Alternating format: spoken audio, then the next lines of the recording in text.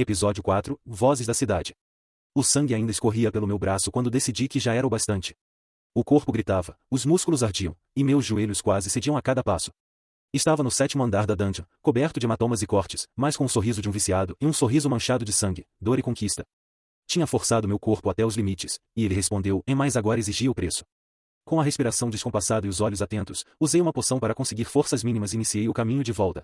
Não tive pressa, cada degrau da subida foi uma lembrança viva da carnificina que eu havia causado lá embaixo. Ainda podia sentir o cheiro das formigas assassinas queimando no ar. Quando finalmente vi a luz tênue do primeiro andar, aquela familiar penumbra azulada, foi como emergir de um pesadelo que eu mesmo havia escolhido sonhar. Quando finalmente deixei os corredores da dungeon para trás e pisei no mármore polido do térreo, as vozes se calaram por um instante. Não precisei olhar para perceber os olhares sobre mim. Senti a atmosfera mudar, como se o ar ficasse mais denso. Estava coberto de sangue e meio dos monstros, com cortes ainda abertos nas pernas, as roupas rasgadas quase ao ponto da nudez e o rosto endurecido pela dor e pelo esforço. A cada passo, deixava pegadas vermelhas atrás de mim, um rastro que parecia contradizer minha expressão serena. Alguns aventureiros mais jovens se afastaram instintivamente, olhos arregalados. Outros, veteranos, me observaram com aquele respeito silencioso que só nasce quando alguém desafia a morte e volta para contar. Uma recepcionista da guilda se adiantou, talvez para oferecer ajuda, mas hesitou ao ver que eu não mancava, que meus olhos estavam firmes. Havia algo em mim que deixava claro que eu não precisava de apoio. O silêncio deu lugar a murmúrios, mas não me importei. Só queria sair dali. Só queria respirar ar fresco. Cruzei as portas pesadas do saguão principal como se estivesse deixando um campo de batalha atrás de mim. A luz da lua me atingiu como uma bofetada, forçando meus olhos a se adaptarem. Mas junto da dor veio o calor, a lembrança de que havia um mundo além da escuridão, onde eu ainda era só mais um rosto na multidão, por enquanto. No dia seguinte a cidade me recebeu com seu típico alvoroço matinal. A luz do sol começava a acariciar os telhados altos de Horário, e uma brisa suave carregava consigo o aroma de pão recém-assado, suor de ferreiros e as vozes animadas dos primeiros comerciantes. Em contraste com o caos das profundezas, a superfície parecia outro mundo, tão vibrante, tão viva, tão distraída. Andei por entre as ruas ainda um pouco trêmulo, sentindo a rigidez dos músculos e os arranhões cicatrizando aos poucos. Cada passo era uma lembrança de que eu estava ficando mais forte. A maioria das pessoas nem me notava. Era apenas mais um aventureiro sujo, com a roupa rasgada e o olhar cansado. Mas eu sabia. Sabia que tinha subido mais um degrau, e ninguém ao meu redor fazia ideia do que estava crescendo dentro de mim. Mercadores abriam suas barracas, crianças corriam por entre os becos, carregadores empurravam carroças com caixas pesadas. Era como se Horário sequer notasse a morte de Belcranel, o que era óbvio, ele naquele momento era só mais um novato na família de uma deusa sem nenhuma influência. Quantas pessoas morrem todos os dias aqui e mesmo assim o mundo continua girando? Fiquei ali parado por mais alguns minutos, apenas observando. Era um mundo que se movia por si só, indiferente ao sangue derramado por debaixo de seus pés. Mas eu não era mais um espectador. Eu era a pedra jogada no lago, e as ondas estavam apenas começando a se formar. E com esse pensamento, segui pelas ruas de pedra rumo à guilda, com o peso de alguns cristais na bolsa e o peso de uma morte nas costas. As ruas ainda estavam apenas começando a encher quando cheguei à guilda. Os primeiros aventureiros do dia entravam e saíam como ratos de esgoto, em alguns com sorrisos triunfantes, outros apenas com olhos cansados e bolsos vazios. Eu passava por entre eles como uma sombra. Os arranhões no rosto já estavam secos, as faixas improvisadas nos braços escondiam o pior, mas ainda atraíam olhares. A roupa, mesmo trocada, não escondia o que eu era, alguém que tinha ido mais fundo do que devia e voltado com os olhos de quem viu demais. O saguão da guilda era grande, com colunas altas, madeira polida e aquele típico cheiro de papel, tinta e suor de gente ansiosa por moedas. A maioria dos recepcionistas ainda não estava em seus balcões. Mas ela já estava ali. Rose Fanet. A lobisoma de cabelo vermelho como sangue recém-coagulado e orelhas atentas como de um animal em constante vigília. Bonita demais para estar cercada por lixo como nós, mas havia algo nos olhos dela que dizia que ela sabia exatamente com o que estava lidando e que não tinha medo disso. Você tá vivo, e foi o que ela disse quando me aproximei, cruzando os braços com uma expressão meio aliviada, meio irritada. Eu disse que voltava, e respondi, seco. Ela me analisou dos pés à cabeça com aquele olhar treinado, notando cada arranhão, cada marca. Provavelmente já tinha atendido dezenas de idiotas quebrados, mas havia algo em mim que a deixava mais desconfortável. Talvez o olhar. Talvez o meu olhar, a última vez que olhei no espelho percebi que pareço naturalmente alguém mórbido. Você foi até onde? Ela perguntou, como quem já sabia a resposta. 7º andar. Ela não respondeu de imediato. Fez um pequeno som com a garganta e começou a escrever no terminal mágico à sua frente. Tá brincando com a morte, Arthur, começou, mas eu levantei a mão, interrompendo-a. Esse nome morreu no 1º andar e falei, firme. Quero registrar uma alteração no sistema. A partir de agora, quero ser reconhecido como fim da linha. Ela ergueu uma sobrancelha, surpresa. Nome artístico, é? Nome de verdade. Arthur não existe mais. E quanto ao registro de família, e fiz uma pausa, observando a reação dela. Resolvi isso de outro jeito. Sou um aventureiro independente. Ela franziu o senho. Era raro. A maioria dos independentes morria cedo demais ou enlouquecia. Mas ela não contestou. Muito bem. Fim da linha. Ela digitou mais algumas coisas no terminal, silenciosa. A mudança foi feita. E o registro antigo, e apertou uma sequência de runas, e o holograma com meu nome anterior se apagou. Está oficialmente destruído. Assenti. Agora, os cristais, e falei, tirando a sacola pesada do cinto e pousando sobre a mesa. Os fragmentos brilhavam com aquela luz azul pálida, restos dos monstros que eu havia matado entre o quinto e o sétimo andar. Era uma quantidade respeitável. Rose os analisou com cuidado, testando a pureza mágica, pesando, avaliando o total. Impressionante para alguém sem suporte de uma família. Isso aqui vai te render umas boas moedas, e disse, estendendo o valor em ouro, lacrado em uma bolsa oficial. Peguei sem contar. Confiança. Não. Só não me importava o suficiente para duvidar. Dei um leve aceno de cabeça. Vai continuar se enfiando lá embaixo, mesmo sozinho? Ela perguntou, mas havia um tom de genuína curiosidade agora. Enquanto tiver algo para buscar, sim, e respondi. Ela hesitou, então falou em um tom mais brando. Você devia cuidar melhor de si, fim da linha. Eu cuido. Do jeito que posso. E com isso, virei as costas e saí. A luz do sol lá fora me cegou por um instante. As moedas no bolso tilintavam baixinho, mas eu mal ouvia. Já não pensava no ouro, nem nos cristais, nem no nome que abandonei. Agora só existia o próximo passo. O próximo degrau. E eu sabia que não podia parar. Com o ouro recebido, segui direto para o mercado. Comprei poções suficientes para manter meu corpo funcionando, e pelo menos minimamente, desci novamente até o sétimo andar. Ainda não era meu território, e cada esquina escondia surpresas violentas, cada combate deixava uma marca nova no meu corpo. As sombras de guerra me forçavam a movimentos cada vez mais extremos, suas espadas mal formadas cortavam com brutalidade e precisão.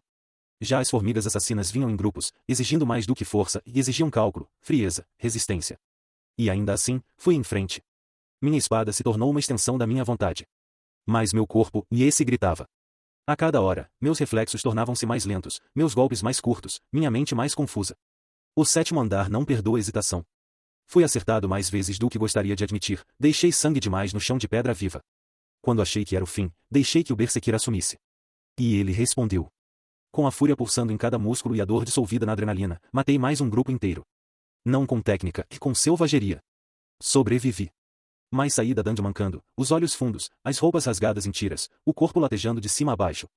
O sangue seco fazia minha pele coçar, e minhas mãos tremiam mesmo após o perigo ter passado. Carregava a mochila pesada de cristais como um troféu maldito, e cada passo até a superfície era uma oração silenciosa para não desmaiar. Quando finalmente cheguei à luz da cidade, Horario me olhou de novo com aquele misto de curiosidade e repulsa. Atravessando o centro, percebi olhares desviando, mães puxando os filhos para longe, aventureiros sussurrando. Talvez pensassem que eu era louco. Ou uma ameaça. Ou ambos. Mas ninguém ousou me parar. Depois de passar o dia inteiro na dungeon, matando tudo que entrasse na minha frente, tudo que eu queria era algo diferente do que eu sempre comia, um pouco de comida de verdade, uma bebida que não fosse só água ou sangue seco. Nunca tinha parado para isso desde que cheguei aqui, mas agora fazia falta. Meu corpo pedia um descanso, e minha mente, um pouco de barulho para tirar o silêncio da cabeça. Foi por isso que acabei na Lua do Caçador. Um lugar barulhento, cheio de gente, e o oposto do que eu estava acostumado na dungeon.